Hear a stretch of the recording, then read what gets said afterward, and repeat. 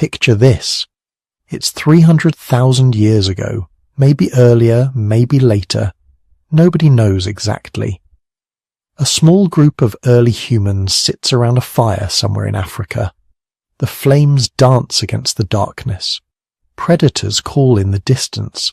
Children huddle close to their mothers, and then one person makes a sound. Not a grunt, not a scream, not an alarm call like every other animal makes. Something different, something intentional, a sound that carries meaning, specific meaning, chosen meaning, the first word, and everything changes forever. Of course, that's not how it actually happened. It couldn't have been that simple, that sudden, that dramatic. But somewhere, somehow, at some point in our deep past, it did happen. The most important transformation in human history. The moment when meaningless sounds became language, when noises became words, when our ancestors crossed an invisible threshold that separated them from every other creature on Earth. This is the greatest story never told, literally. Because words don't fossilize. You can dig up ancient bones and stone tools, you can analyze DNA and carbon date fire pits, but you can't excavate a conversation from 200,000 years ago. You can't find the fossilized remains of the first joke, the first lie, the first time someone said, "I love you." All of that is gone, vanished into the air the moment it was spoken. What we're left with is a mystery. How did our ancestors go from the simple alarm calls and emotional outbursts that every primate makes to the complexity of human language?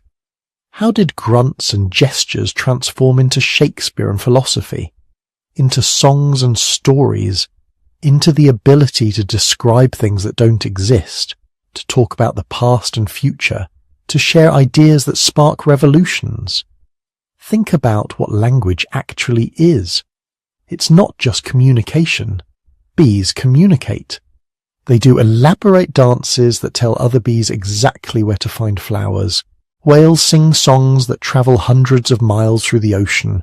Chimpanzees have dozens of distinct calls for different situations. But none of that is language. Not really. Language is something else entirely. It's infinite. You can combine words in ways that have never been spoken before, and others will understand you. You're doing it right now, understanding sentences that have never existed until this moment. Language lets us share not just information, but imagination. We can describe things we've never seen, plan for events that haven't happened yet, tell stories about people who never existed. We can lie, speculate, hypothesize, dream out loud. No other animal can do this. And somewhere in our evolutionary past, neither could we. So what happened? When did it happen? How did it happen? These are the questions that have haunted scientists, linguists, and anthropologists for centuries, and here's the uncomfortable truth. We don't really know. We have theories, fascinating theories, compelling evidence, tantalizing clues, but no definitive answers. This is history's missing chapter. The story that should be written in stone but exists only in shadows and speculation. What we're about to explore together isn't a simple tale with clear answers. It's a journey into uncertainty, into the blurry space between what we know and what we can only guess at.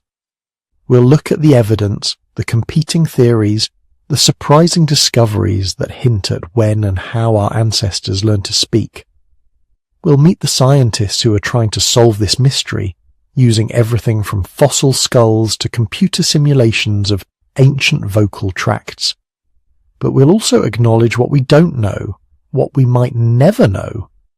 Because the origin of language isn't just a scientific puzzle, it's a profound mystery about what makes us human. And maybe, just maybe, some mysteries are meant to be explored rather than solved. So let's begin at the beginning, or at least as close to the beginning as we can get. Before we can understand how humans learn to speak, we need to imagine a world without words. Not just quiet, not just simple, but fundamentally different from anything we can easily conceive. Because for millions of years your ancestors lived, loved, fought, and cooperated without a single word passing between them. Picture this. You're living 2 million years ago. Maybe you're Homo erectus, one of our most successful early ancestors. You've mastered fire. You make sophisticated stone tools. You live in social groups of maybe 20 or 30 individuals. You have a rich emotional life, complex social relationships, detailed knowledge of your environment. But you can't talk about any of it. Not really. So how do you communicate? The same way our closest living relatives do today. Watch chimpanzees for an afternoon, and you're seeing a window into our wordless past. They gesture constantly. A raised arm means warning. Extended hand means begging for food. Specific facial expressions convey aggression, fear, playfulness, submission. They make vocalizations, dozens of distinct sounds, pant hoots that carry for miles through the forest, warning others about food sources or threats, screams that signal danger, soft grunts that maintain contact between mothers and infants. But here's what's crucial. These aren't words. They're involuntary emotional expressions. A chimp can't choose to fake a fear scream when it's not actually afraid. It can't describe a leopard it saw yesterday, or warn about a threat that might come tomorrow. Every vocalization is tied to the immediate present, to current emotional states. There's no past tense, no future planning expressed through sound, no abstract concepts. Your early ancestors communicated the same way. When you found food, you made excited sounds that drew your group to you. When you spotted a predator, involuntary alarm calls erupted from your throat before you even thought about it. When you wanted to reconcile after a conflict, you used gestures and facial expressions that your companions understood instinctively. And it worked. For millions of years, this system was enough. You could coordinate hunts through gestures and grunts. You could maintain social bonds through grooming and body language. You could teach your children basic skills through demonstration and imitation. You didn't need words to know who was your friend and who was your rival. You could read that in posture, in eye contact, in the subtle micro-expressions that flickered across faces.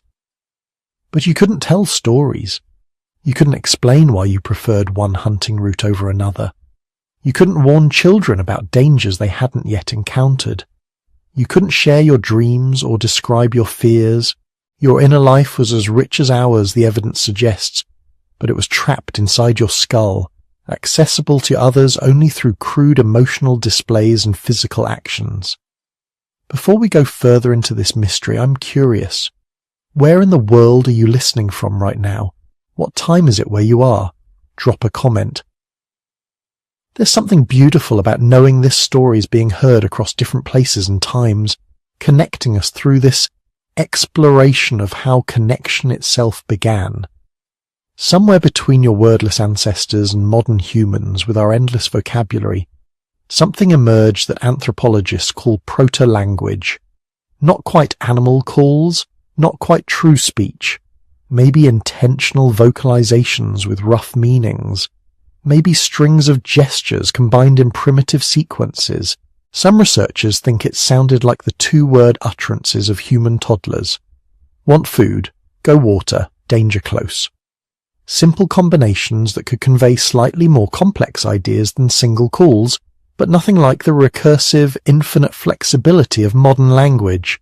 This was the silent world from which we came, and somehow, across hundreds of thousands of years, that silence became speech. Here's something to think about. You couldn't speak if you tried. Not because you don't know how, but because your body, as it is right now, would have to be fundamentally different. Your throat would need to be rearranged. Your brain would need entire regions dedicated to processing sound patterns. You'd need bones that exist for no other purpose than making words possible. Speech isn't just a skill we learned. It's written into our anatomy in ways that make us unlike almost any other creature on Earth. Start with your throat. Right now, your larynx, your voice box, sits low in your neck, much lower than it does in chimpanzees, gorillas, or any of our closest primate relatives. In most mammals, the larynx sits high, practically at the back of the mouth. This arrangement is actually safer. It lets animals breathe and swallow at the same time, prevents choking, keeps the airway protected. But humans gave up that safety for something else entirely. Our larynx descended.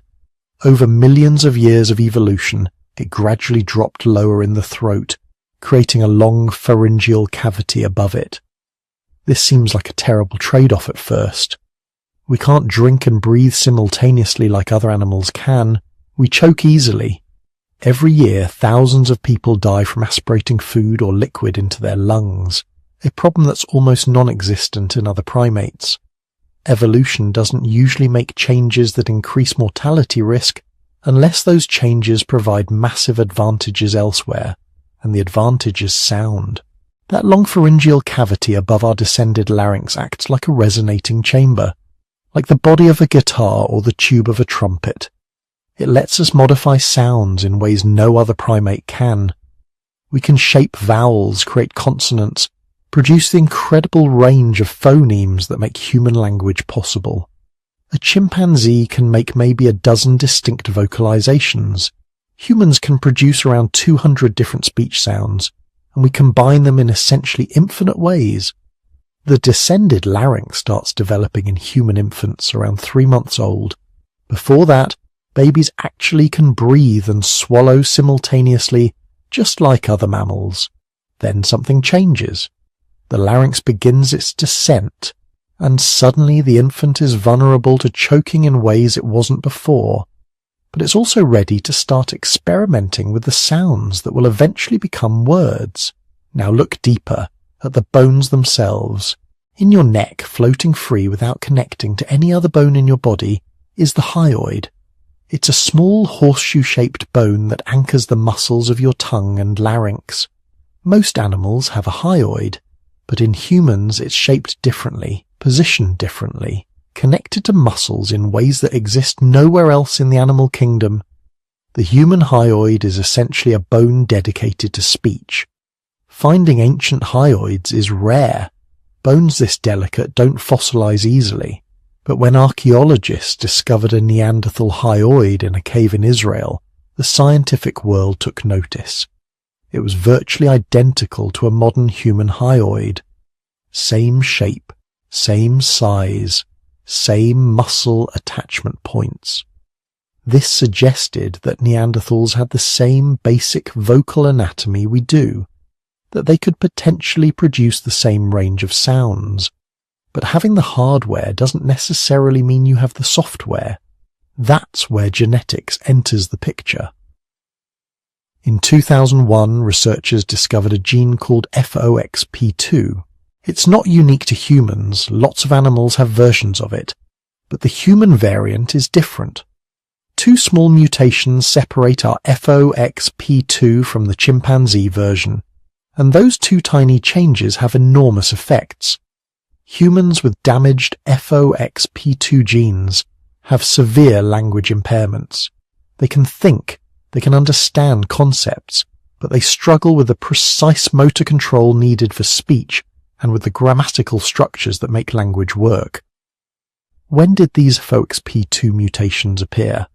The genetic evidence suggests they became fixed in human populations sometime after we split from our common ancestor with chimpanzees. But the exact timing remains frustratingly unclear. Some estimates put it at 200,000 years ago. Others suggest it could be much older, perhaps over 500,000 years, which would mean Neanderthals and Denisovans inherited the same mutations. And here's where it gets really interesting. When scientists sequenced Neanderthal DNA from fossils, they found that Neanderthals had the same FOXP2 mutations we do. The exact same changes that are crucial for human speech. This wasn't convergent evolution, where similar traits develop independently. This was shared inheritance. Neanderthals got these mutations from the same ancestral population we did, probably from those bottleneck survivors who possessed the genetic foundation for speech, before the three human lineages diverged. But anatomy and genetics are only part of the story. The real magic happens in the brain. Three regions in particular make human language possible. Broca's area, located in the frontal lobe, handles speech production and grammar.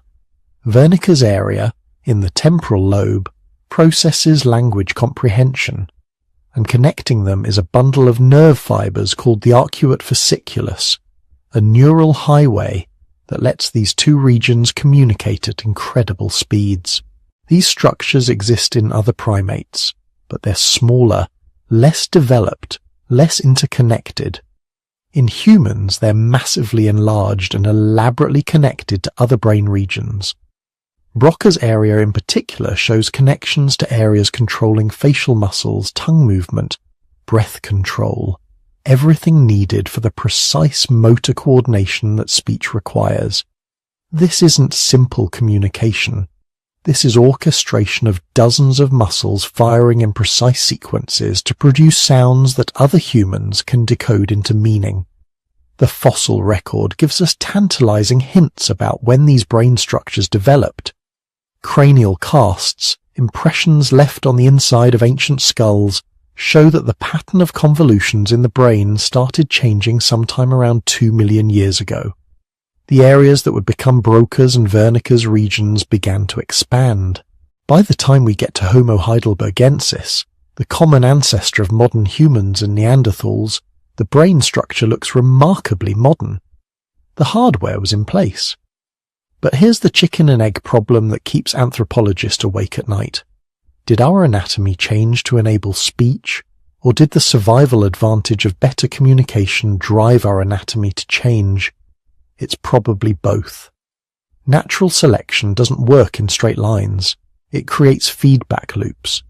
Maybe early humans with slightly descended larynxes could make more distinct warning calls, giving their group survival advantages. Over generations, groups with better communication survived more often, had more offspring, passed on the genes for descended larynxes and enlarged language areas. Those enhanced abilities created pressure for even better communication, driving further anatomical changes. It's a cascade effect. Each small improvement in anatomy makes more complex communication possible. More complex communication provides greater survival advantages. Greater survival advantages intensify selection pressure for even better anatomy. Round and round for millions of years, until you end up with a species that has fundamentally restructured its throat, developed specialized bones, mutated crucial genes, and rewired significant portions of its brain, all in service of something that didn't exist when the process started. We are talking proof that evolution can build something magnificent from accumulated accidents and survival pressures. Our bodies are monuments to the power of words, shaped by them before the first word was ever spoken. So here's where things get really speculative and honestly kind of fun, because nobody knows how language actually began.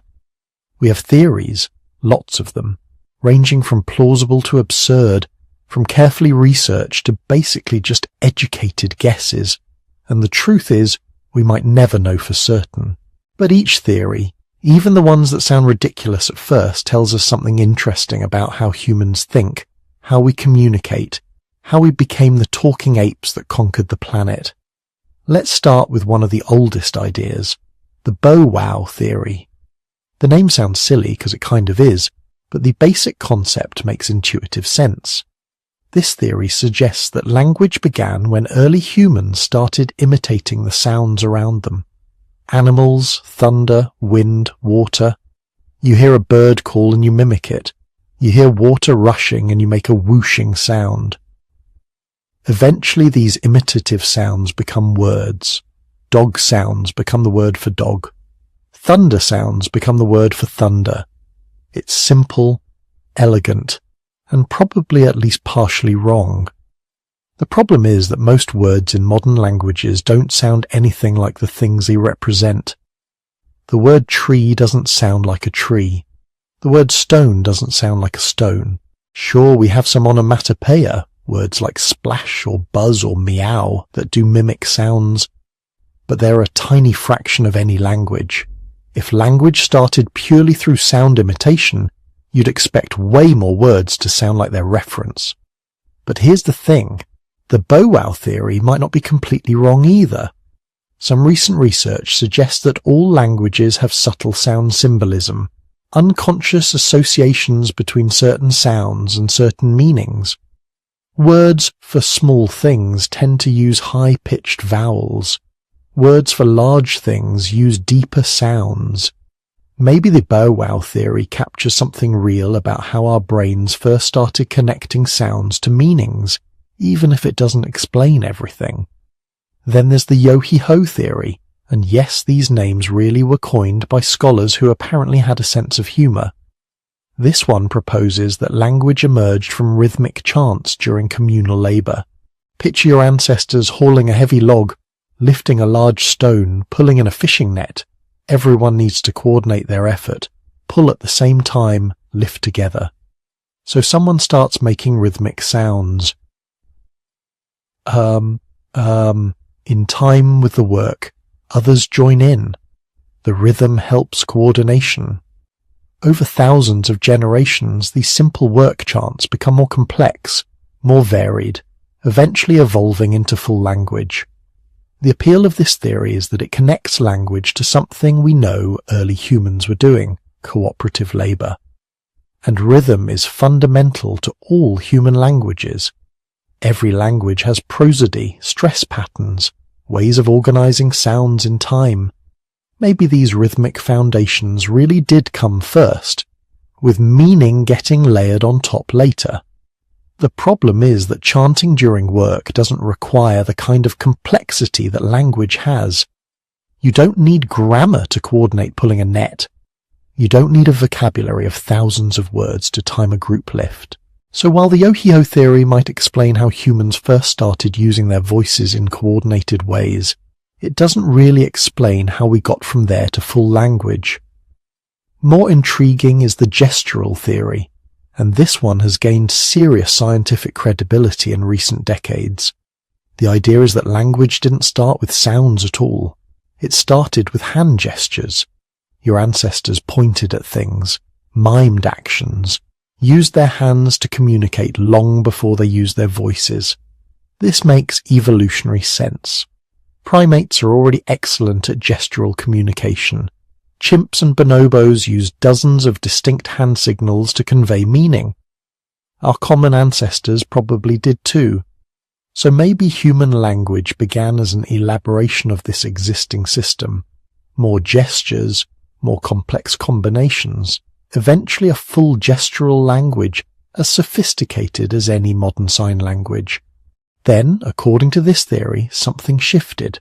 The mouth started taking over functions that had belonged to the hands. Why? Because hands were busy. When you're carrying tools, babies, food, you can't spare your hands for communication, but your mouth is free. So natural selection favoured individuals who could transfer their gestural vocabulary to vocal sounds, using their tongue and lips to create the variety of sounds that hands had been creating through movement. This theory is supported by some fascinating neuroscience. The brain regions that control hand movements and speech production are right next to each other and heavily interconnected. When you speak, your hands tend to gesture automatically. When you gesture, speech areas of your brain activate. Maybe this overlap isn't coincidence. Maybe it's evolutionary history, the trace of an ancient time when hands did what mouths do now.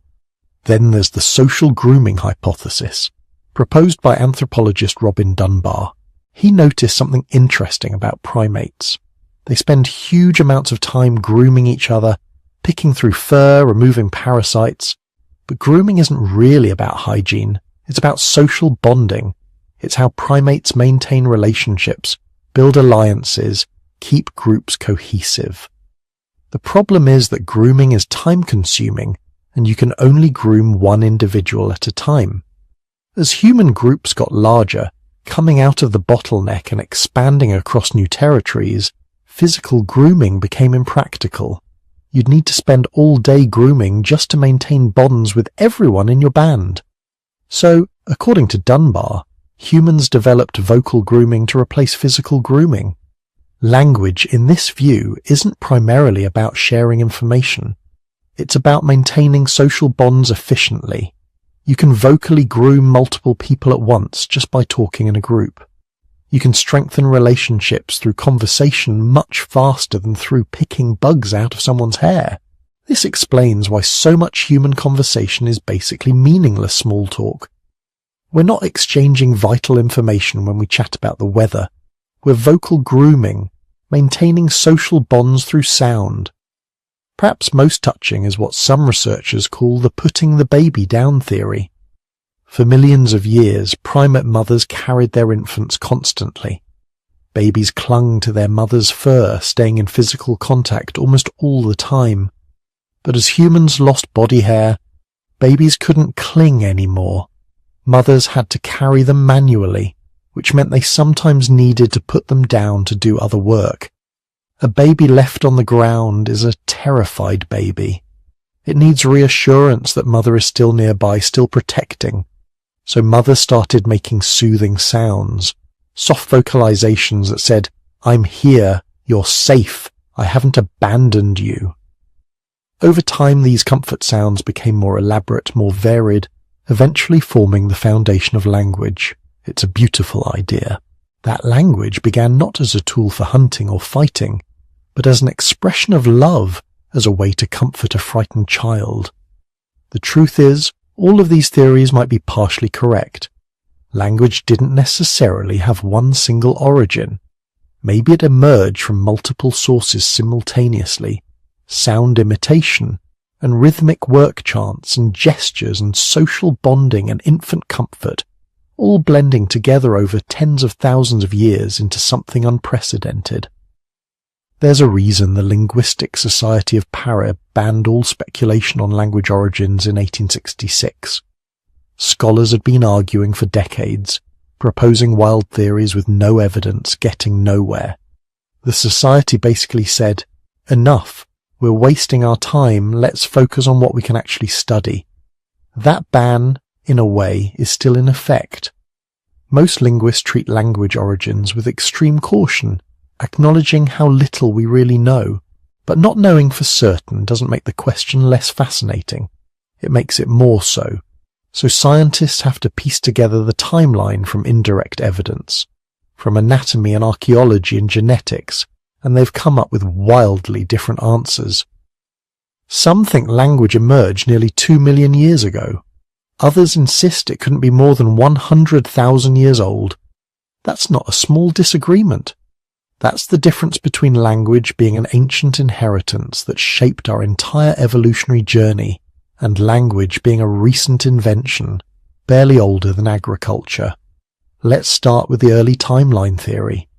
The idea here is that language emerged with Homo erectus, our ancestor who first spread out of Africa around 2 million years ago. Erectus was impressive.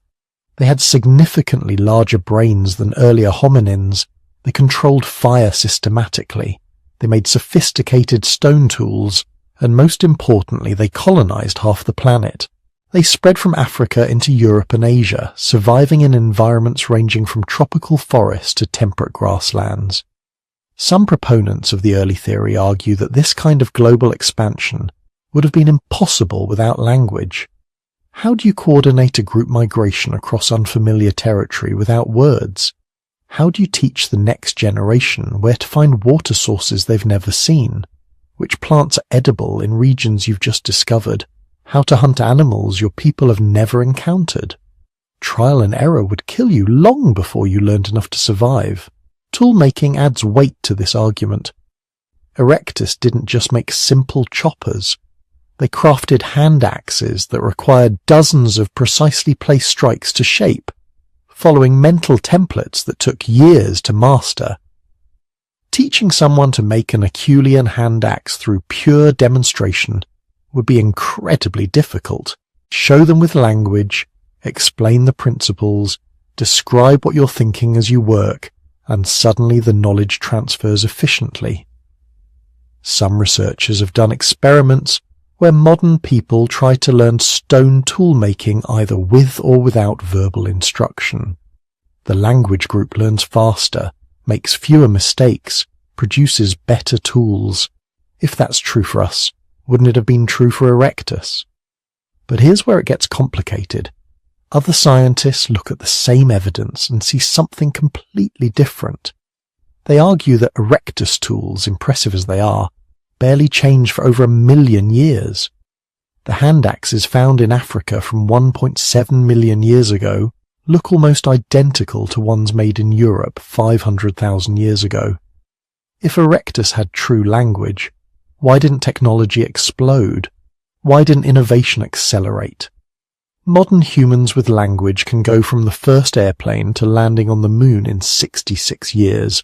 Erectus made the same tools for 1 million years. That doesn't sound like a species with fully developed linguistic abilities. The late timeline theory pushes language emergence to somewhere between 50,000 and 100,000 years ago, coinciding with what archaeologists call the Great Leap Forward. Around this time, the archaeological record transforms. Suddenly you see cave paintings, carved figurines, sophisticated jewelry, elaborate burial practices, evidence of long-distance trade networks. The toolkit explodes in diversity and complexity. Musical instruments appear. There's unmistakable evidence of symbolic thinking, abstract reasoning, the kind of mental activity that seems impossible without language. Proponents of this theory argue that all the truly human behaviors, everything that separates us from other primates, only appear in the last 100,000 years. Before that, our ancestors were smart, sure, but they weren't modern, they weren't us. Language was the final piece, the innovation that transformed clever apes into beings capable of art and religion and science. The timing even aligns with genetic evidence. Remember that population bottleneck from 930,000 to 813,000 years ago. Some researchers think the neural reorganization that occurred during and after that crisis created the cognitive architecture necessary for language. The brain changes that allowed symbolic thinking, that made it possible to use arbitrary sounds to represent complex ideas. If that's right, language couldn't have emerged until after the bottleneck survivors had evolved into something new. But most linguists and anthropologists today favor a middle path, the gradual emergence hypothesis. This theory suggests language didn't appear suddenly like a light switch. Instead, it evolved slowly over hundreds of thousands of years, maybe even longer. Early forms might have been extremely simple. A handful of words, basic grammar, just enough to coordinate hunting or teach tool-making more efficiently. Over time, as human brains grew larger and more sophisticated, language grew with them. More words, more complex grammar, more abstract concepts. Generation by generation, millennium by millennium, human communication became more nuanced, more flexible, more powerful. This gradual model makes evolutionary sense. Natural selection doesn't usually produce dramatic leaps. It refines and improves existing systems incrementally. Maybe Erectus had proto-language, something more sophisticated than chimp communication, but far simpler than what we have today. Maybe the species that came after them, Homo heidelbergensis, our common ancestor with Neanderthals, expanded that system further. Maybe full modern language only emerged in the last few 100,000 years, but it was built on foundations laid millions of years earlier. The spread of humans out of Africa might offer clues. When our ancestors finally left around 60,000 years ago, they moved fast. Within 20,000 years, they'd colonized Asia, Europe, Australia, and eventually the Americas. They adapted to Arctic tundra, tropical rainforests, high-altitude plateaus, small islands. They developed hundreds of distinct cultures, each with specialized knowledge about their environment. That kind of rapid, successful colonization of diverse environments suggests sophisticated communication. Not just a few words, but the ability to share complex information, to teach intricate skills, to maintain social cohesion across vast distances. That sounds like people with language very much like ours. But here's the honest truth. We don't know.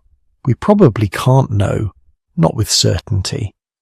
Language emerged sometime between 2 million and 50,000 years ago, which is an embarrassingly huge range for something so fundamental. It might have appeared suddenly or evolved gradually. It might have been the cause of human uniqueness, or the consequence of other changes that made us special. The timeline mystery remains unsolved, perhaps unsolvable.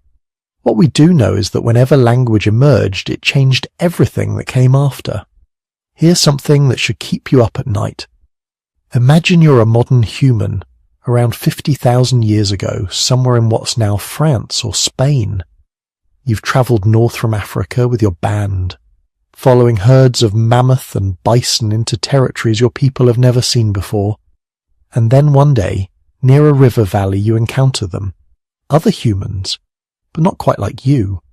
They're shorter, more muscular, with massive brow ridges and faces that look both familiar and utterly alien. They're Neanderthals. And here's the question that haunts every archaeologist who studies this period. When you met them, could you talk to each other? For most of human history, we assume Neanderthals were brutish, inarticulate cave dwellers, grunting primitives who barely qualified as human. Then we started looking at the evidence, and everything changed. The first clue came from a tiny bone in the throat. The hyoid bone sits at the base of your tongue and anchors the muscles you use for speech. It's delicate, rarely preserved in fossils. But in 1983, archaeologists excavated a Neanderthal skeleton from Kibara Cave in Israel, and there it was, a hyoid bone virtually identical to yours, same shape, same size, same muscle attachment points. This bone only makes sense if you're doing something incredibly complex with your vocal tract, something like speaking. But maybe that was a fluke. One bone doesn't prove anything. Then came the genetic evidence. In 2007, researchers successfully extracted DNA from Neanderthal fossils and sequenced a gene called FOXP2. This gene is crucial for speech and language development. Mutations in FOXP2 cause severe speech and language disorders in modern humans. Children with damaged versions of this gene struggle to coordinate the fine motor movements needed for speech. They have difficulty processing grammar and understanding complex sentences. FOXP2 is one of the most important genes for human language. And Neanderthals had the exact same version we do. The same mutations, the same amino acid sequences. Our version of FOXP2 emerged sometime after humans split from chimpanzees, probably during or shortly after the bottleneck. It's one of the genetic innovations that makes us human, and Neanderthals shared it. Not because we gave it to them through interbreeding. The genetic evidence is clear on this. They inherited it from the same common ancestor, developed it along the same evolutionary path, refined it through the same selection pressures. If FOXP2 gives us the capacity for language, it gave them the same capacity. Then researchers started looking at Neanderthal ear structure. Using CT scans of fossil skulls, they reconstructed the anatomy of the Neanderthal ear canal, the tiny bones that transmit sound, the structure of the cochlea where sound becomes neural signals. What they found was remarkable. Neanderthal ears were tuned to the same frequencies as modern human ears. Specifically, they were optimized for hearing sounds in the 2 to 4 kilohertz range. That's the frequency range of human speech. Most of the important consonants in human language, the sounds that carry the most information, fall within that range. Neanderthal ears were built to hear precisely those sounds. This isn't coincidental. Evolution doesn't waste resources building specialized equipment for no reason.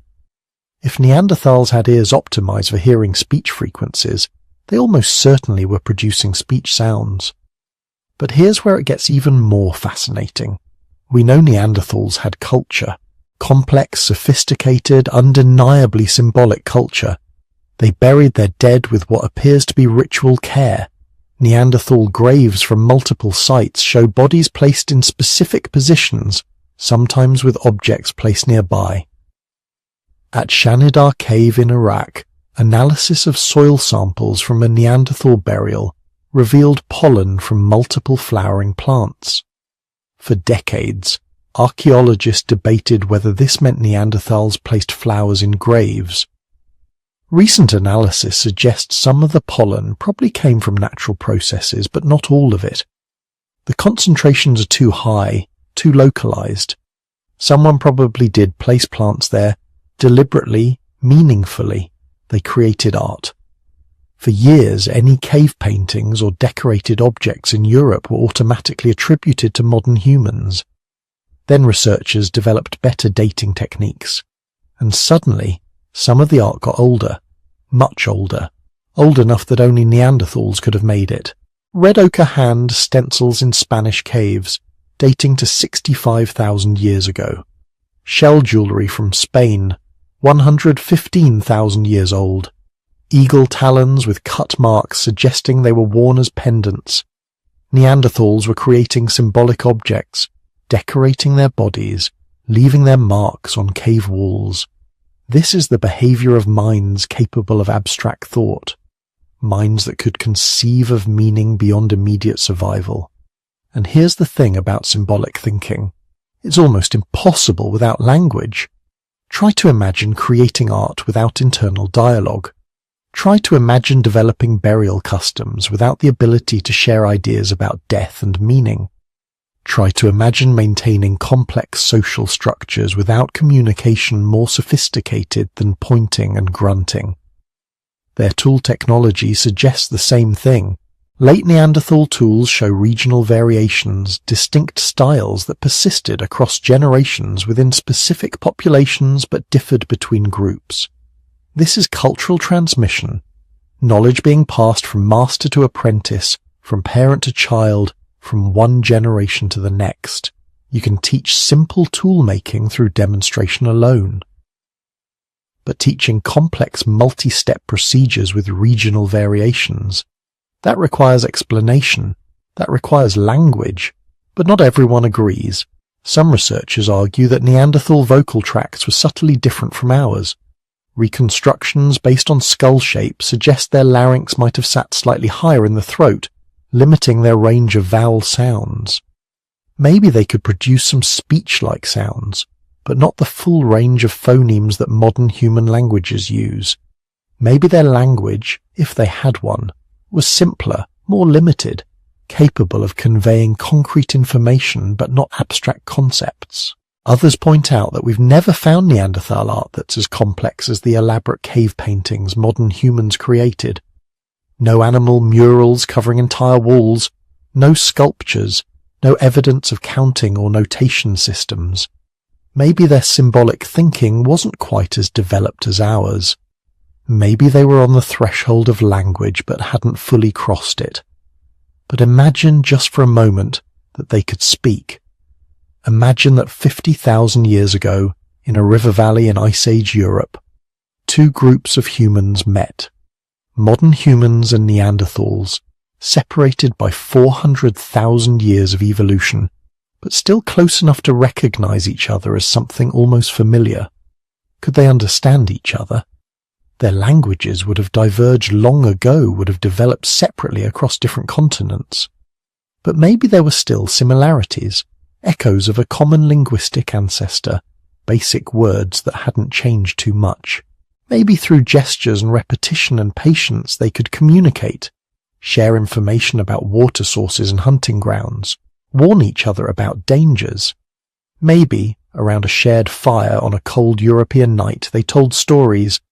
We know they interbred. Modern humans carry Neanderthal DNA, evidence that our ancestors didn't just meet them, but lived with them, formed relationships with them, had children with them. And it's hard to imagine forming those kinds of bonds without communication, without conversation, without the ability to share not just information but experience, emotion, meaning. Did a Neanderthal mother sing to her half-human child? Did a human hunter learn Neanderthal words for the animals they pursued together? Did they compare their different myths about where fire came from, or why the stars moved across the sky? We'll probably never know for certain. The sounds they made vanished 40,000 years ago when the last Neanderthal died. No recordings, no written records, nothing but bones and stones and the faint genetic echoes in our own DNA. But standing in those ancient caves, looking at handprints left on walls by people who weren't quite us, it's hard not to wonder what they were trying to say, and whether, if we could hear them, we would understand. Probably not philosophy. Not at first. Their first words were almost certainly about survival. Imagine a campsite on the edge of a river, 300,000 years ago. The sun is dropping. The fire is going. Children are playing at the edge of the light. Somewhere out in the dark, something moves. Before language, you have two options. You can point. You can make a general alarm call, a panicked shout that means nothing more specific than danger. That's what most animals do. But with even a handful of shared words, everything changes. You don't just yell. You say leopard, there. You say quiet, children, close. You say tomorrow, no water upstream, dead zebra, rotting. Those simple phrases, if they existed, would have been worth more than any stone tool. They would have let you compress the whole complexity of your world into quick, low-energy packets of sound. You could warn, direct, coordinate, plan.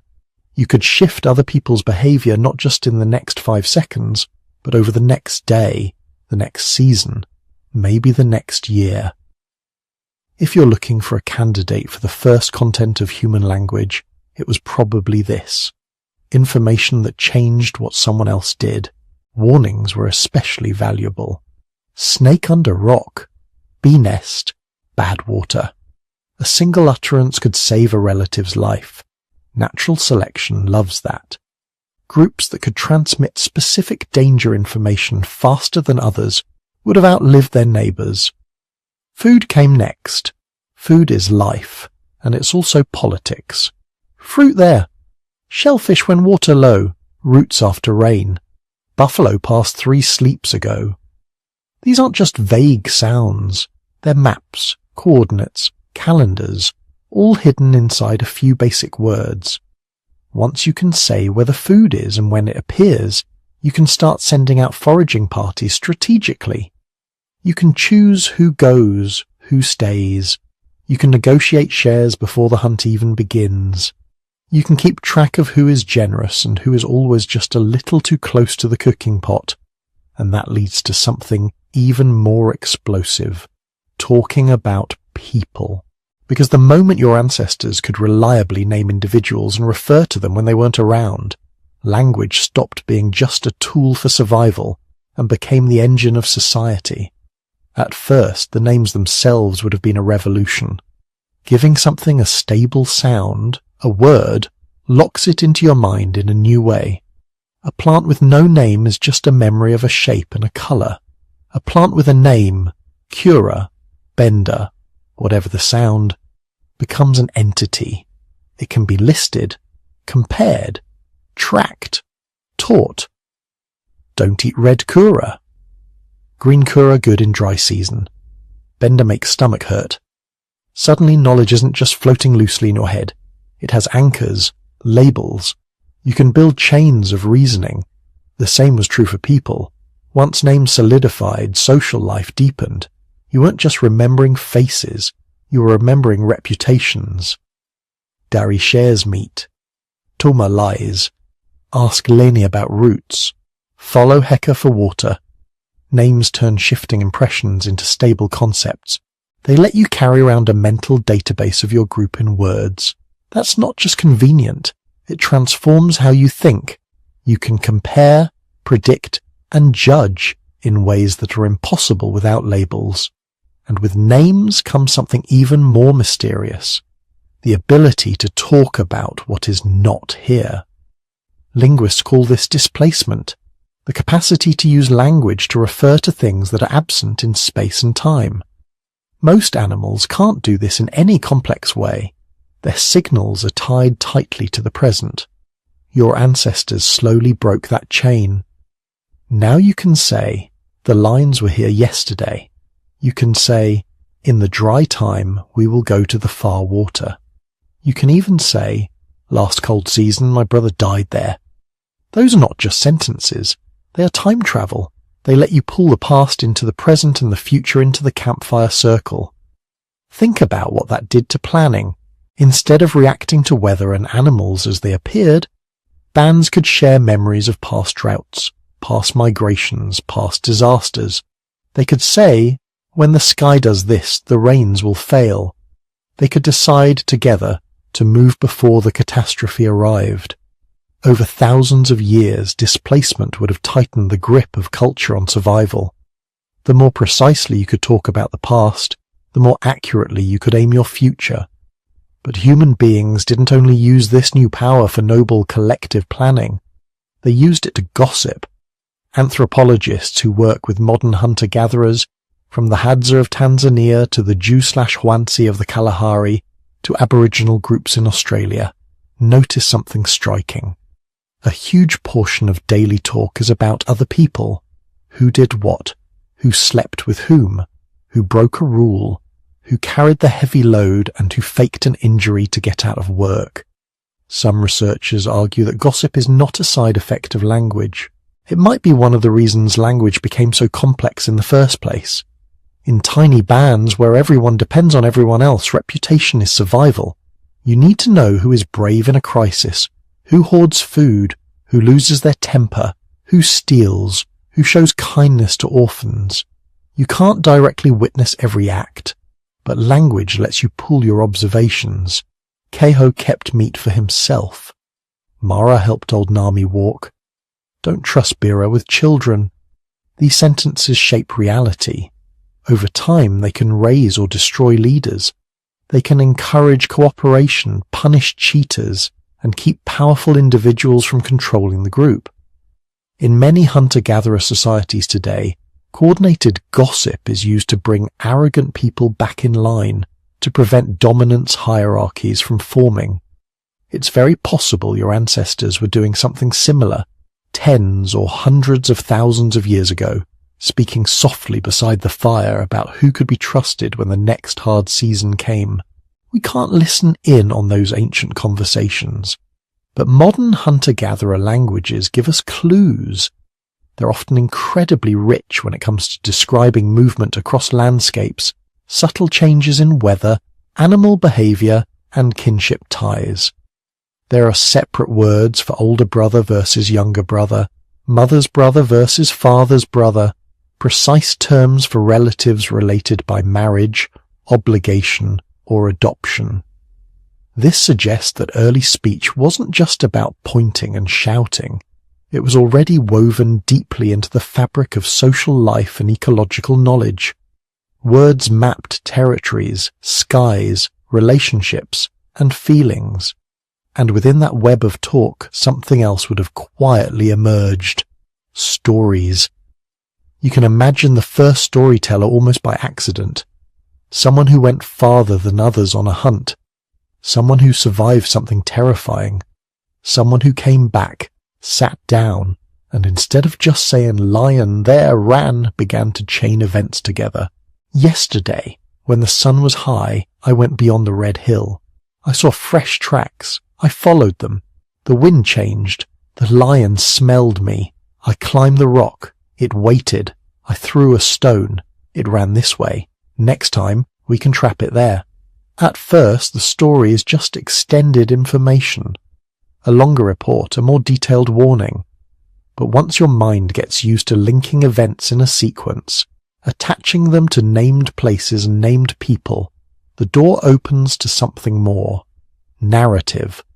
The moment you can tell a story, you can share not just facts, but experiences.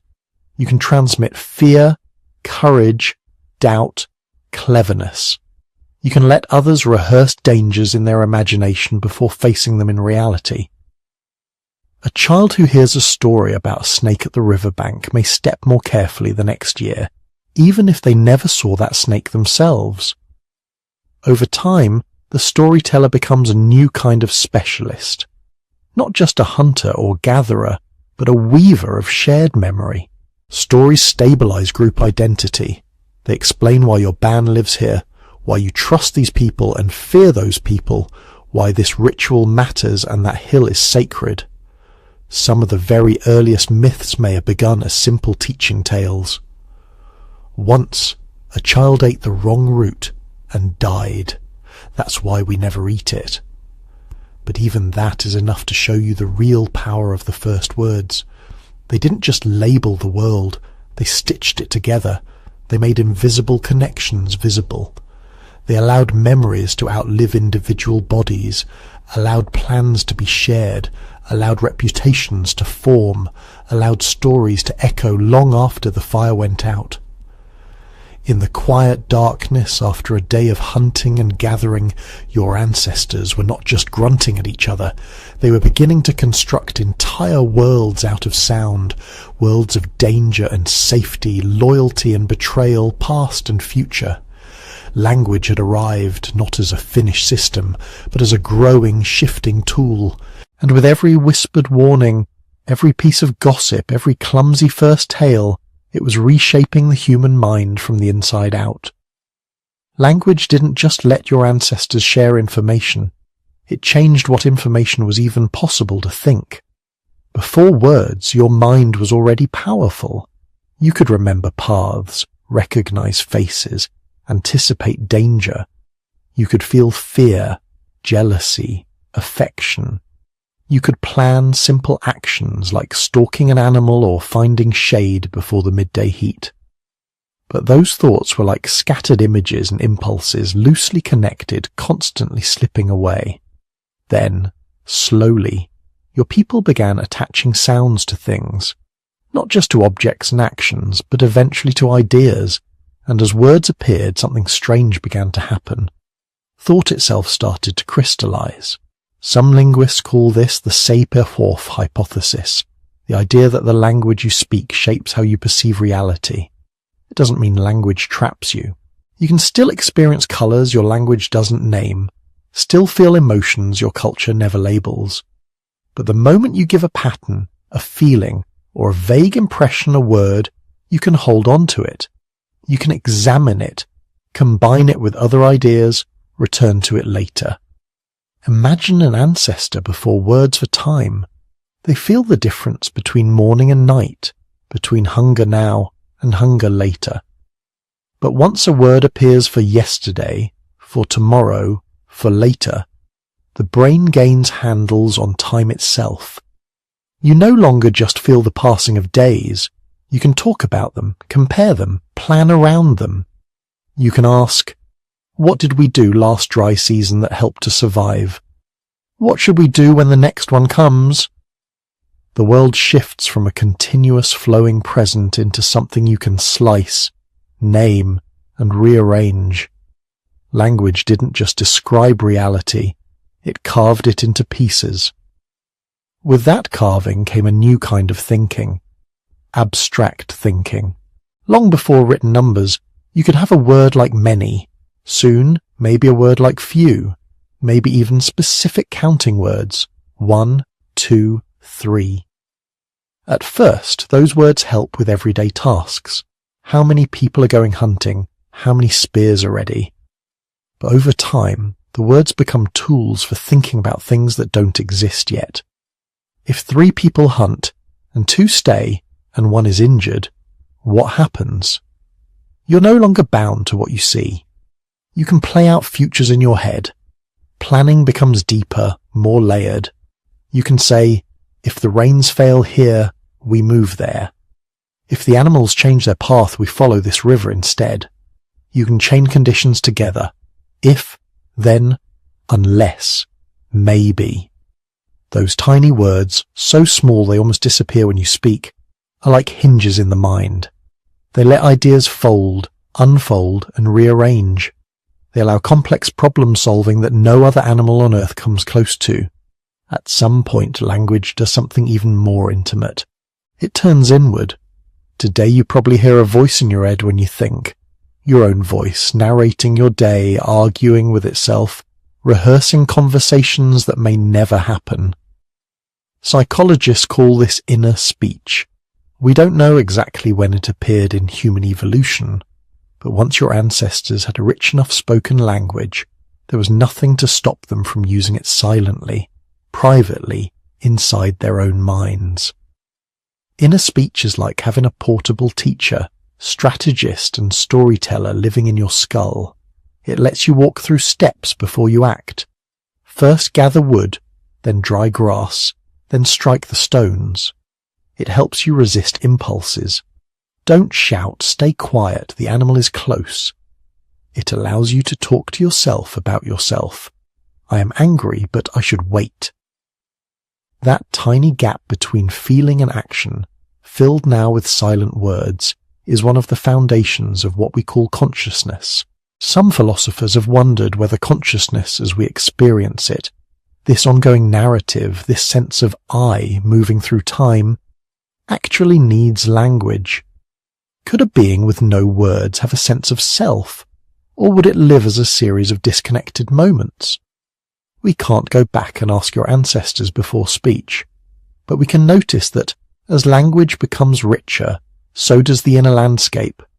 Once you can say I and you before and after, want and should, your mind gains the ability to reflect on itself. Not just I am in pain, but I remember being in pain, and I hope I won't be in pain tomorrow. Memory changes too. Animals remember. They can recall where food was, who is friend or foe, which path smells like danger. But human memory, once soaked in language, becomes something else. Stories. Before, a memory was a sensory echo, an image, a smell, a twinge of fear. After language, it becomes a narrative. The river dried. We walked east. We found a new spring near the tall red rock. That story can be compressed, rehearsed, polished, retold. Words act like a filing system for the past, labeling events so they can be retrieved long after the raw sensations have faded.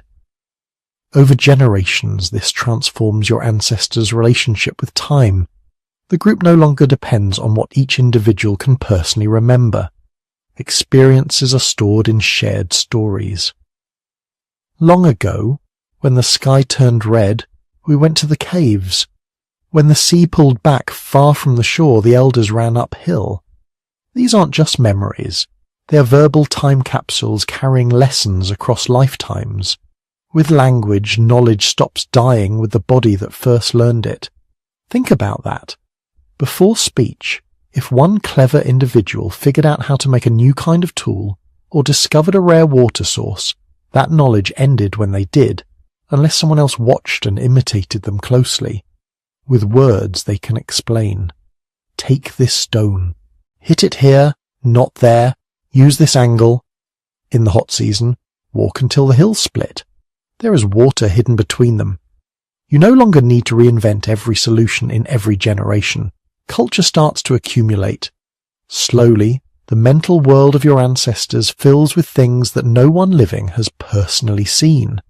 Ancestors, heroes, spirits, rules, taboos. Language lets you talk about beings who are not present, objects that don't exist yet, events that might never happen. It lets you transmit maps of places a child has never visited, instructions for rituals they will perform decades later, warnings about dangers they have never encountered. The individual mind becomes a node in a vast, invisible network of remembered words. This is where language and thought become almost impossible to separate. Did your ancestors start telling complex stories because they could think abstractly? Or did the act of telling stories train their brains to think in more abstract ways? Did words grow out of consciousness, or did consciousness grow into words? The evidence we have, the tools, the art, the burial practices, the genetic traces of our shared past, suggests a kind of feedback loop. As your ancestors' brains changed, language became possible. As language grew, it reshaped those brains, favoring individuals who could handle more words, more ideas, more subtle distinctions. That, in turn, made even more complex language useful and necessary. Thought and speech co-evolved, pulling each other upward. By the time your species was fully modern, your ancestors weren't just animals that made sounds. They were storytellers living in stories, creatures whose reality was filtered through the categories and concepts their languages provided. The night sky wasn't just points of light anymore. It was stars with names, patterns with meanings, omens, calendars, myths. The landscape wasn't just rocks and trees, but sacred places, dangerous crossings, remembered landmarks bound together in songs, and inside each skull, a quiet voice was always speaking, commenting, questioning, remembering, imagining. Language had colonized the mind, and in doing so it created the kind of mind that could wonder about its own origins, that could ask, as you are asking now, not just how we learned to speak, but what speaking did to the very fabric of who we are. Language didn't just let your ancestors share information, it rewired what it meant to be human. Before speech, your social world was small. Primates manage relationships through grooming, touch, eye contact. It works, but only up to a point. There's a limit to how many individual bonds you can maintain one-on-one. Anthropologist Robin Dunbar ran the numbers and came up with something strange. Based on primate brain size and group behavior, there seems to be an upper limit to how many meaningful relationships a brain like ours can track at once. Around 150. This, Dunbar's number, isn't a hard rule, but it's a revealing pattern. Hunter-gatherer bands, early farming villages, medieval hamlets, even modern military units and company sizes all tend to cluster around that figure. But here's the twist. Without language, your effective number would have been far smaller. Grooming one person at a time is slow. It takes hours each day just to maintain the trust and alliances you already have. Language hacked that system. Talking is like vocal grooming at scale. You can groom several minds at once. One story around the fire, one shared joke, one retold hunt, and suddenly 20 people feel closer, not just to you, but to each other. Gossip becomes a survival tool. You keep track of who's generous, who cheats, who keeps promises, who takes foolish risks. You don't have to witness everything yourself. You inherit information from the entire group's eyes and ears. This is the real revolution. With speech, your social world could expand without collapsing into chaos. You could maintain bigger, more complex networks of trust than any primate before you. Not just a band of 30, not just a loose cluster of related bands. Eventually villages, tribes, entire cultures who would never meet everyone they belonged to, but somehow still knew who we were. Once language cracked the problem of group size, it unlocked something even more powerful. Coordination. Think about cooperation before speech. You can point, gesture, maybe grunt. You can collaborate in simple ways. Chase that animal, lift this rock, follow me. But complex cooperation requires planning. It requires shared imagination.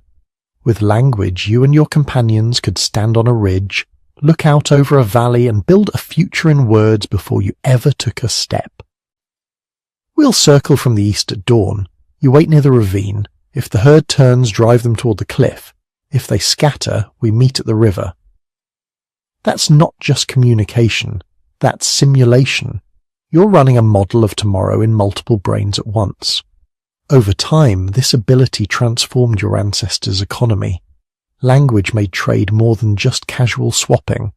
Suddenly you could negotiate. I'll bring you stone from that far ridge if you share your access to the spring.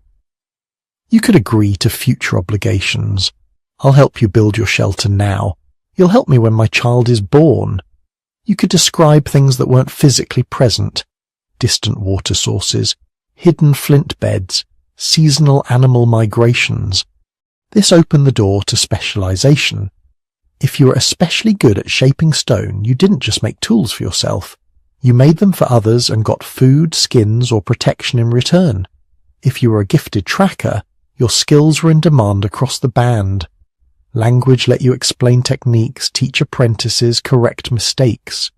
Knowledge stopped dying with individuals and started accumulating across generations.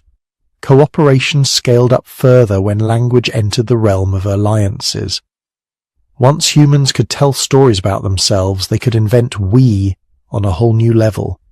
You didn't just belong to a family or a band. You belonged to a lineage, a clan, a people.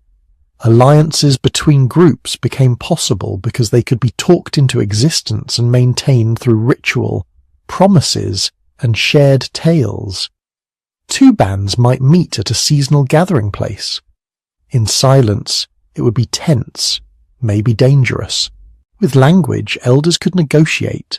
Your daughter will join our group next rainy season. Our sons will help you hunt in the dry months. Obligation becomes narrative. Memory of the agreement becomes a story you tell the youngsters. We don't harm them. They're kin by marriage.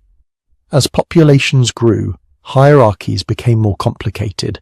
Leaders, elders, specialists, healers, skilled hunters, charismatic storytellers.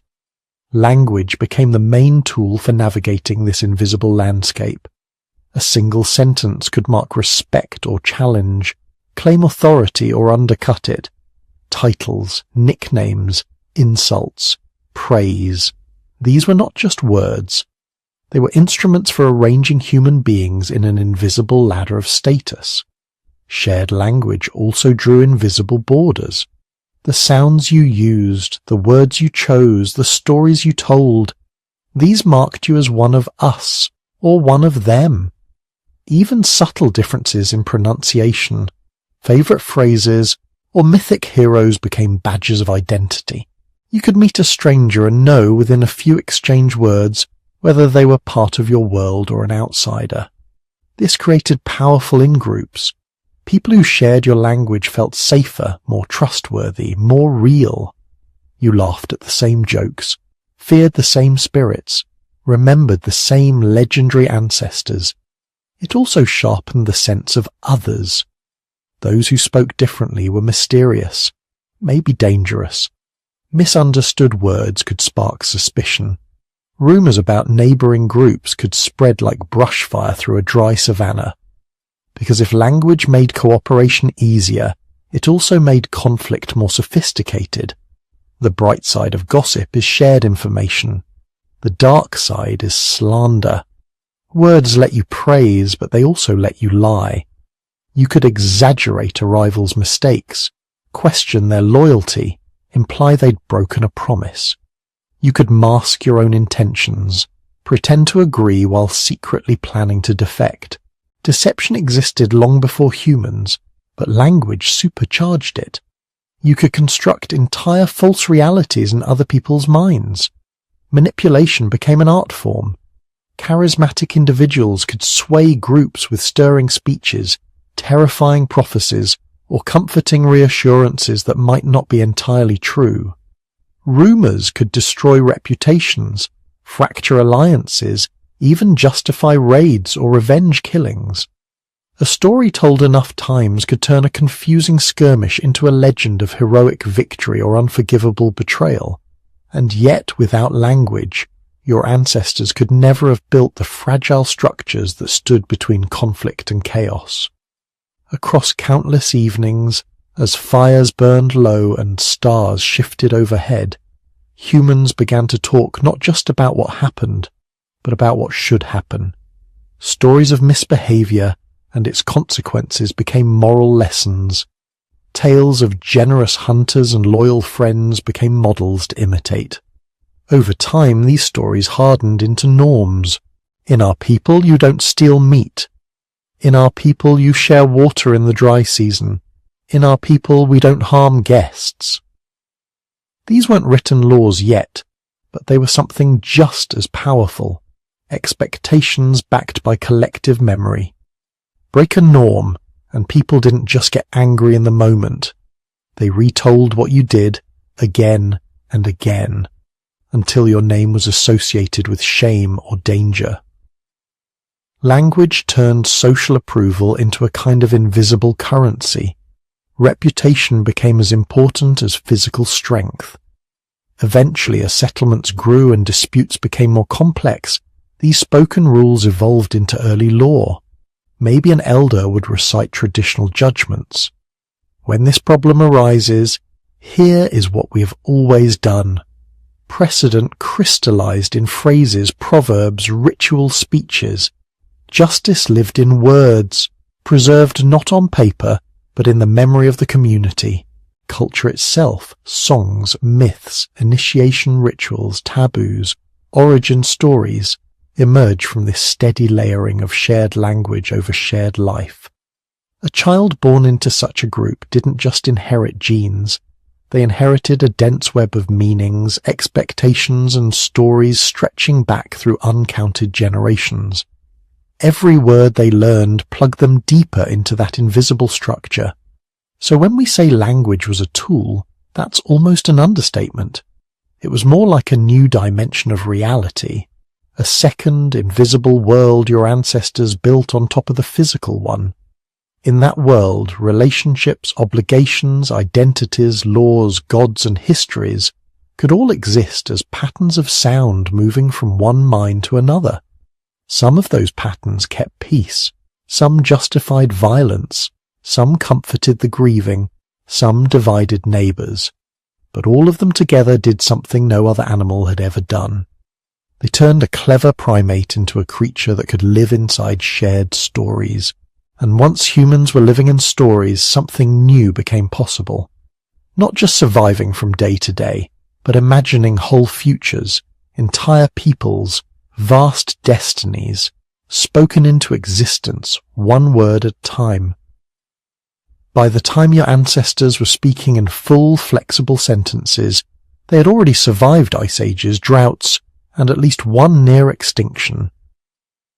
But there was another kind of explosion happening quietly, invisibly, every time someone opened their mouth. Languages were splitting. Not all at once, not with any dramatic crash, but slowly, like hairline fractures spreading across a sheet of glass. A family moves to a new valley. A hunting band drifts farther along the coast and doesn't come back for a few seasons. A river changes course, turning a familiar path into an uncrossable barrier. Generations pass. The people on one side of the mountain say water one way. The people on the other side say it slightly differently. A sound changes here, a word is shortened there. It is. A borrowed term from a neighbouring group slips into the vocabulary.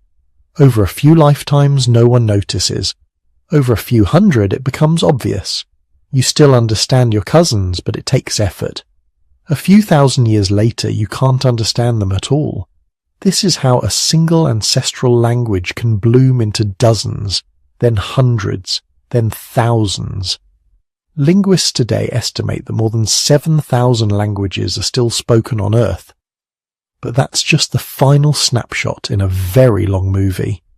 Try to imagine every language that ever existed, not just now, but in the past 50,000, 100,000, maybe even 200,000 years.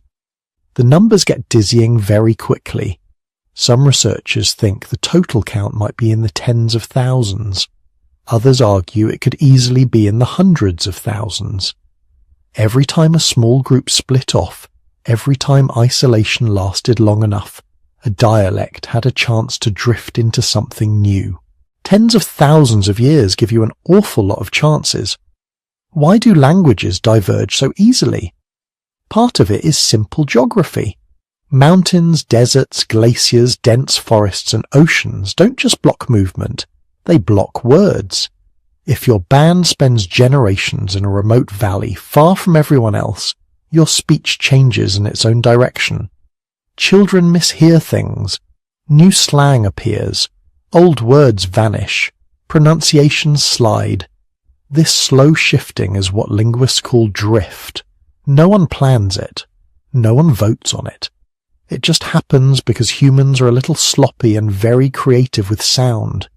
Even within a single village, every generation speaks a little differently than the last. But geography and drift aren't the whole story. There's also identity. Language isn't just about describing the world. It's about deciding who we are. Tiny changes can become badges. Maybe your group starts using a particular word or a special greeting. Outsiders don't. That tiny difference grows into a marker of belonging. Over time, people might even exaggerate their speech to sound less like their neighbours. Sometimes this is conscious. You might mock another group's accent, or carefully avoid their words. Sometimes it's entirely unconscious. You simply prefer to speak like the people you trust and admire. Either way, identity pulls languages apart just as surely as mountains do. Drift, isolation, and identity working together over thousands of years turn one language into many. And if you step back far enough, you get a striking pattern. Languages cluster into families like branches on a tree. Take Indo-European, for example. It's one of the best-studied language families on Earth. English, Spanish, Russian, Hindi, Persian. They all sound wildly different to modern ears, but trace their words and grammar backwards, and you start seeing shared ancestry. Similar words for mother, for numbers, for basic tools and body parts. Tiny grammatical quirks that show up from Europe to India. Linguists use these similarities to reconstruct parts of a lost parent tongue. Proto-Indo-European. Nobody ever wrote it down. No recording exists. But by comparing its daughters and granddaughters, we can sketch out some of its sounds and words, like an echo of voices that went silent 5,000 or 6,000 years ago. And Indo-European is just one family among many. There's Afro-Asiatic, stretching from the ancient languages of Mesopotamia to the Berber tongues of North Africa. There's Bantu, a massive family that spread across much of sub-Saharan Africa, carried by farmers and iron workers. There are Austronesian languages, somehow leaping from Taiwan across the Pacific and Indian Oceans to Madagascar, Hawaii, and Easter Island. Each family is more than just a list of related languages. It's a map of movement. Follow Indo-European and you trace the spread of pastoralists across the Eurasian steppe. Follow Bantu and you watch waves of people move through Central and Southern Africa, bringing new crops and animals. Follow Austronesian and you see daring seafarers crossing open ocean in wooden boats, carrying with them not just tools and genes, but also songs, myths, and grammar. Languages remember where genes forget. Genetic traces can blur as populations mix, but vocabulary can preserve older layers of history. For example, reconstructed Proto-Indo-European probably had words for snow, horse, and wheel, but not for ocean. That suggests an inland, temperate homeland with domesticated animals and wheeled vehicles, but no daily contact with the sea. Other families tell different stories. Some ancient language layers preserve words for tropical plants that no longer grow in the regions where those languages are now spoken. That hints at older homelands in warmer climates, long since abandoned. In a way, lexicons become fossil beds. Instead of bones in rock, you get meanings embedded in sound. And it's not just about things. Languages also whisper about beliefs. If you compare related languages, you sometimes find shared terms for gods, spirits, or ritual practices. This suggests that before those cultures split, before their speakers went their separate ways, they already shared parts of a mythological world. Proto-Indo-European speakers, for instance, might have told stories about a sky-father deity, a storm god, and a world shaped by cosmic conflict. Later cultures, Greek, Norse, Sanskritic, Slavic, reworked those myths in their own styles, but echoes remain. We can even glimpse social structures. Words for uncle and aunt can hint at whether your ancestors lived in male-dominated or female-dominated kinship systems. Terms for bride price, dowry or clan can expose marriage patterns, inheritance rules, even hints of ancient property laws. You may never recover the full story, but the outlines are still there, hidden in everyday speech. Push this method far enough, though, and you reach a strange and controversial question. If we can reconstruct Proto-Indo-European and Proto-Afro-Asiatic and Proto-Austronesian, could we go even deeper? Could all human languages everywhere come from one single original tongue, a proto-world language spoken by the first fully modern humans? Some linguists think this is at least possible. They point to recurring patterns across distant families, similar pronouns, common shapes for words like I, you, this, that. They argue that if human speech started once in one population, some deep traces might still linger, like faint fingerprints on the underside of all our grammar. Others are skeptical. Languages change too fast, they argue. Beyond maybe 10,000 years, 15,000 if we're lucky, the signal gets lost in noise, coincidences multiply. Two words might look alike not because they're related, but because there are only so many easy sounds human mouths like to make. At that time scale, firm reconstruction becomes less science and more speculation. For now, proto-world remains in that intriguing grey zone, not disproven, not confirmed. A shadow at the edge of our methods, a reminder that language is older than any script we've ever written, deeper than any record we can confidently check. And while we argue about a single original language, thousands are disappearing right now. Every few weeks, somewhere on Earth, the last fluent speaker of a language dies. Sometimes they're the final elder in a tiny community that has shifted to a national language for school and work. Sometimes they live in a village where young people still understand some words, but no child has grown up fully speaking them. When that last voice falls silent, it's not just vocabulary that vanishes. It's a particular way of carving up reality. Some languages divide colours differently. Others track direction with absolute compass points instead of left and right. Some embed social respect directly into their verbs. Others carry stories in their grammar, myths encoded in metaphors so familiar no one even notices them. Lose the language and you lose all of that. You lose specialized words for local plants and animals, honed by centuries of intimate observation. You lose jokes that only make sense in that tongue. You lose prayers, spells, curses and lullabies that once soothed children to sleep by the light of small careful fires. Multiply that loss by the thousands of languages that have already died, not just recently, but across all of human history.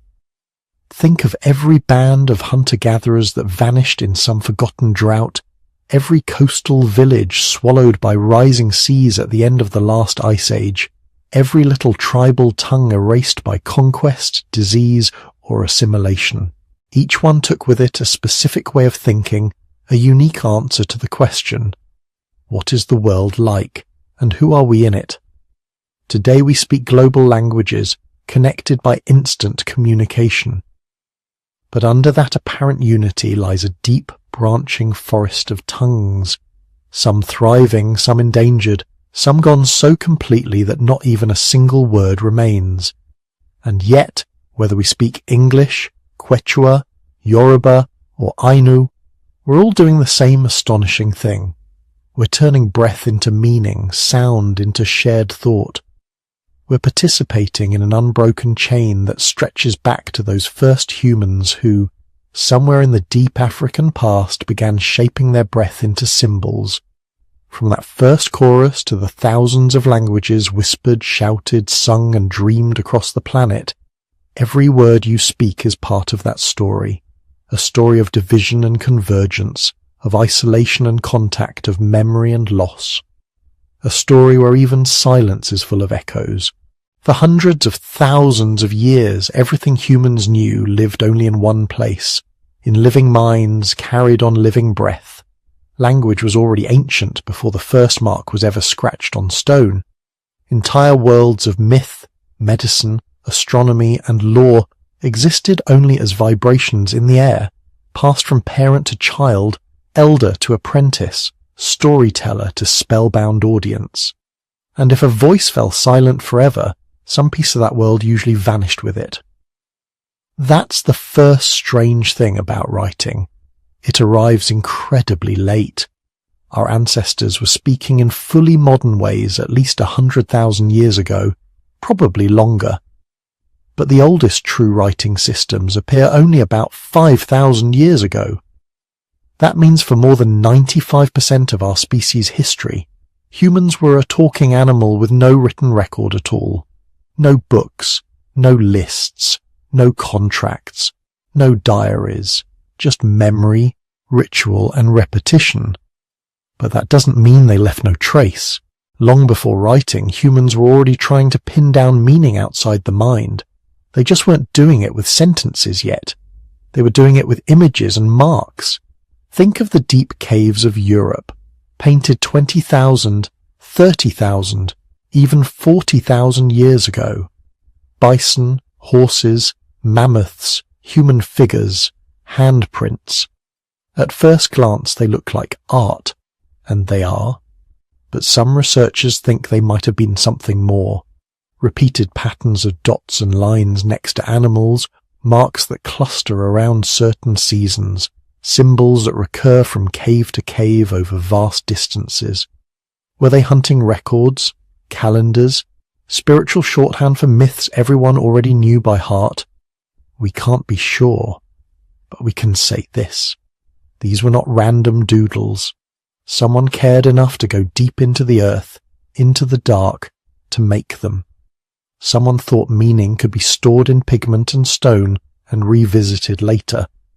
That idea is the seed of writing. Outside the caves you start to see other hints of proto-writing.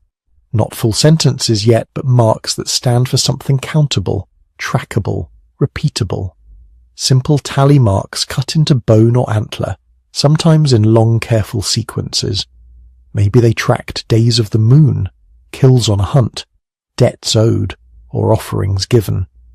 Clay tokens in the ancient Near East, small shapes representing jars of oil, flocks of sheep, baskets of grain. For thousands of years, people used these tokens to keep accounts, long before anyone pressed signs into wet clay. These systems are like training wheels for writing. They don't encode language directly, but they show a new way of thinking. The idea that a mark on a surface can stand in for something that isn't there. A herd, a harvest, a promise, a passage of time. In a sense, humans were practicing for writing without knowing it. Then, very late in the story, something radical happens. In a few places on Earth, independently, people push this idea to its limit. They stop just representing things and start representing words. In southern Mesopotamia, around 5,000 years ago, Sumerian scribes begin pressing wedge-shaped signs into clay tablets. At first, these are mostly pictograms and numbers, used to manage grain rations, temple offerings, and laborers. But slowly the signs become more abstract. A picture of a head can stand for the word head, but also for the sound of the word head in the spoken language. Now you can write not just what something is, but how it sounds. You can write names, verbs, grammar, thoughts. Egypt around the same time follows a different but related path. Hieroglyphs appeared on tomb walls and ceremonial objects, little pictures of birds, eyes, thrones, reeds. At first glance they look purely symbolic, religious, decorative. Yet they too encode sounds and words, not just ideas. A name written in a cartouche can be spoken aloud correctly thousands of years later. A voice summoned across time by carved signs. In China, perhaps a millennium or two later, another writing system comes into being. Its earliest forms are scratched onto oracle bones and turtle shells, used for divination. Questions for the ancestors, for the spirits, for the future. Over generations the signs evolve, but the core idea stays. Written characters tie meaning to sound, sound to language, language to thought. That system, transformed but still recognizably related, is the ancestor of modern Chinese scripts used by over 1 billion people today. Across the ocean, in Mesoamerica, yet another line of invention emerges. The Maya develop a complex writing system of glyphs that can record history, politics, astronomy, and myth. Their monuments and codices show dates, names of kings, wars, rituals, celestial cycles. Once again, no borrowing that we can see, no connection to Sumerian wedges or Egyptian birds, just another group of humans staring at the problem of memory and deciding that speech deserved a more permanent body. These were not small changes. When speech became permanent, everything else started to change with it. Writing allowed laws to be written down instead of remembered, which meant rulers could claim they were simply following the code, even when they were really shaping it. It made contracts and property records possible, which helped create more complex economies. It stabilized religious texts, fixing certain versions of myths and prayers, turning fluid oral traditions into authoritative scriptures. Most of all, writing changed human memory. In an all-world, remembering is a survival skill and a social art. Stories are crafted to be sticky, full of rhythm, repetition, formulaic phrases. Knowledge lives in song, in epic, in proverb. People train their memories deliberately. They can recite hundreds of names, whole genealogies, legal formulas, heroic tales that last all night. Forgetting is dangerous, so societies build elaborate systems to keep knowledge alive in heads, not in objects.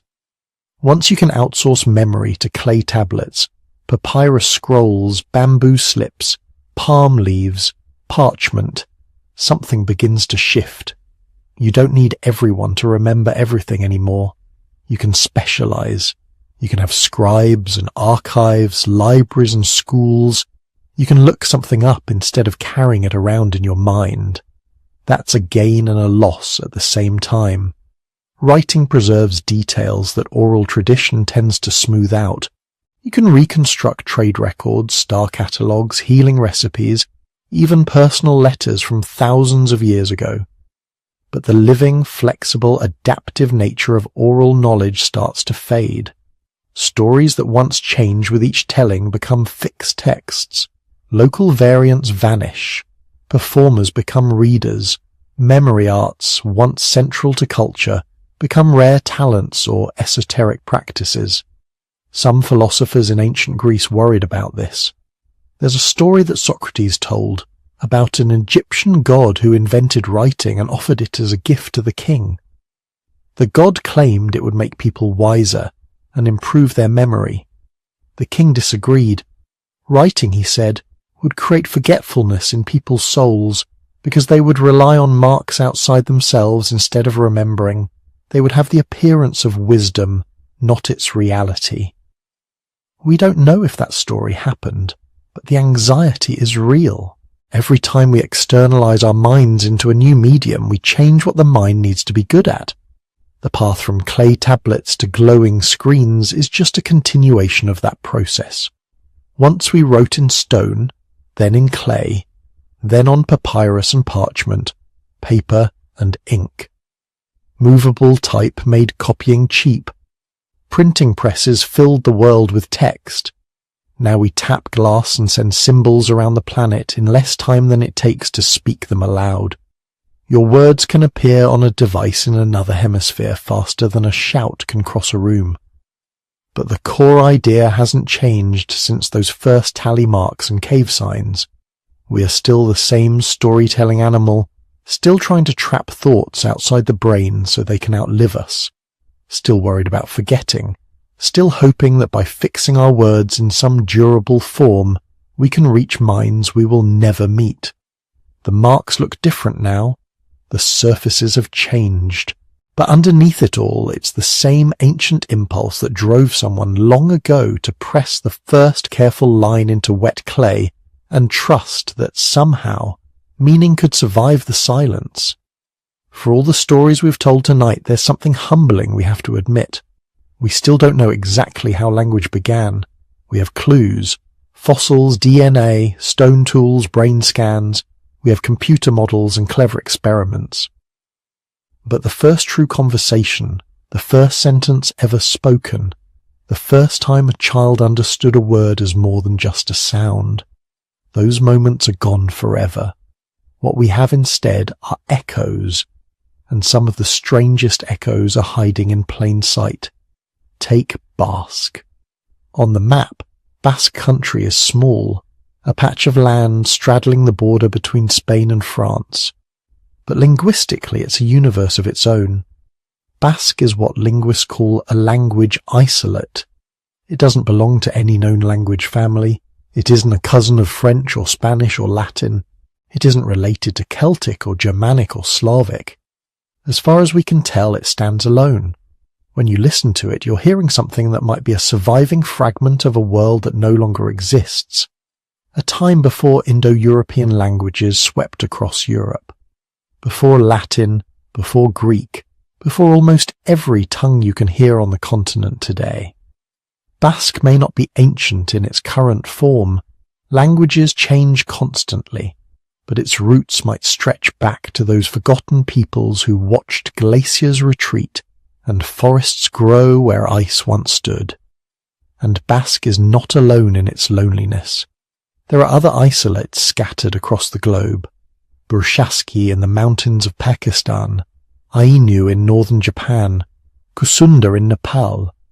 Languages that refuse to fit neatly into our family trees, like stubborn puzzle pieces that seem to belong to a picture we no longer have. Are these just accidents of history, or are they the last surviving stars of lost constellations? Remnants of once thriving language families wiped out by conquest, migration, and time? We don't know, but they remind us that the linguistic world we see today is only the thinnest slice of what once existed. Behind every isolate is the ghost of a vanished crowd of voices. While linguists pore over these outliers, other researchers are turning to very different tools. Artificial intelligence, for example, has quietly become a new kind of time machine. You're living in a world where machines can swallow billions of words and discover patterns no human could notice in a lifetime. Algorithms track how sounds shift, how grammar drifts, how vocabulary spreads from one language to another like pollen on the wind. They can simulate how an ancient word in a proto-language might have sounded hundreds of thousands of years ago.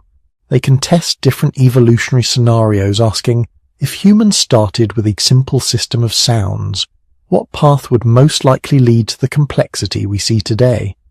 Some researchers feed old texts into neural networks to see if the computer can reconstruct missing pieces of dead languages.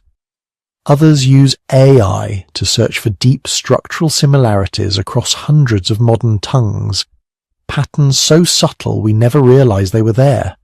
Every time the models run, they generate possibilities. Not definitive answers, but maps of what might have been. At the same time, genetics is telling its own story. Buried in your DNA are traces of ancient migrations, past bottlenecks, and forgotten encounters. Certain genes are linked to speech and language development. FOXP2 is the most famous, but far from the only one. When scientists compare these genes across humans, Neanderthals, and other animals, they find a mix of the familiar and the surprising. Some key language-related variants existed before modern humans appeared. Others seem to have spread rapidly at certain points in our past, like software upgrades installed across a population. Neuroscience adds yet another layer.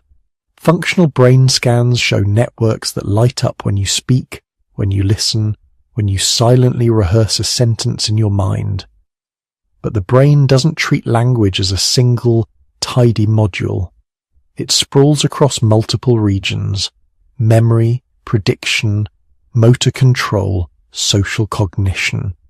When you understand a sentence, you're not just decoding grammar, you're simulating another mind, guessing intentions, predicting what might come next. This is where children come in. Every human child is a walking origin story. In just a few years, starting from almost nothing, children build a complete grammar of at least one language. No formal lessons required. They make mistakes, but not random ones. Their errors follow patterns. They say goed instead of went, mouses instead of mice. They apply rules they've never been explicitly taught, then slowly refine them. To many researchers, this suggests that human brains come preloaded with expectations about what a language can be. Not the specific words, not the exact rules, but a blueprint. A sense of how sounds can be combined, how meanings can be structured, how sentences can be built. Others argue that children don't need any special blueprint at all. They say language emerges from general learning abilities interacting with a particularly rich social environment. According to this view, children are statistical geniuses, soaking up patterns from the speech around them, slowly converging on the grammar of their community through sheer exposure. Either way, watching a child learn to talk is watching something very old replay itself in miniature. Some of the same pressures that shaped the first languages, limited memory, imperfect perception, the need for speed and clarity, are at work again in every nursery, every playground, every whispered bedtime story. We've also tried a different approach. If language is so central to being human, what happens if we try to share it with our closest relatives? For decades, scientists have attempted to teach language-like systems to apes. Chimpanzees learning sign language, bonobos pressing symbols on keyboards, gorillas pointing to picture cards. The results are both impressive and humbling. Some apes have learned hundreds of signs or symbols. They can request food, name objects, express simple desires, even string together short sequences like "you tickle me" or "gimme drink." They can improvise new combinations, suggest a glimmer of creativity. One bonobo, Kanzi, seemed to understand spoken English phrases at a level comparable to a very young human child. But there are limits. Their sentences remain short, repetitive, and concrete. Grammar is loose, often absent. There's little evidence of the open-ended recursive structure that lets humans embed ideas within ideas, nest clauses inside clauses, build stories with flashbacks and conditionals and hypotheticals. These experiments suggest that while other apes can learn symbols, the human brain may be uniquely tuned for full-blown language. The difference isn't just in vocabulary size, it's in the way we combine units into systems that can, in principle, express anything at all. This brings us to one of the most contentious quests in linguistics, the search for universal grammar. Do all languages share a hidden skeleton? Are there deep rules baked into the human brain that constrain what a language can be? For decades, many linguists have argued yes. They point to recurring patterns, the presence of nouns and verbs, ways of marking who did what to whom, systems for asking questions and talking about things that aren't here and now. Other researchers push back. They found languages that seem to challenge almost every universal rule proposed so far. Languages without clear distinctions between nouns and verbs. Languages with astonishingly flexible word order. Languages that mark time and number in ways that don't fit our expectations at all. And yet, underneath the wild diversity, some things do seem to hold. Every known human language can talk about the past and the future. Every language can handle negation, saying that something did not happen.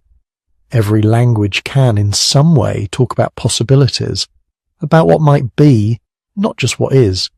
Every language can be used to lie, to joke, to tell stories, to imagine worlds that don't exist.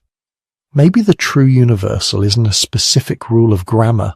Maybe it's the capacity for abstraction, for shared imagination, for using sound and gesture to coordinate minds. There are questions we may never answer. We may never know what the very first word was, or who spoke it. We may never reconstruct the full structure of the earliest languages, or decide exactly when in our evolution true syntax appeared. The first conversations left no fossils. The first myths dissolved into the air the moment they were told. But in a way that's fitting. Language was never meant to be permanent. It's a living, shifting, endlessly recycled medium. Every sentence you speak disappears as soon as it's heard, leaving only traces in memory, in behavior, in the choices people make afterward. The origins of language are hidden for the same reason your words vanish into the night. Ephemerality is part of the design. What we do have is this: a species that can look back at its own past, ask how its most powerful tool came to be, and use that very tool to tell stories about its own beginnings. AI models, genetic data, brain scans, language isolates, and child learners are all pieces of a puzzle we may never fully solve. But maybe the point isn't to finish the puzzle.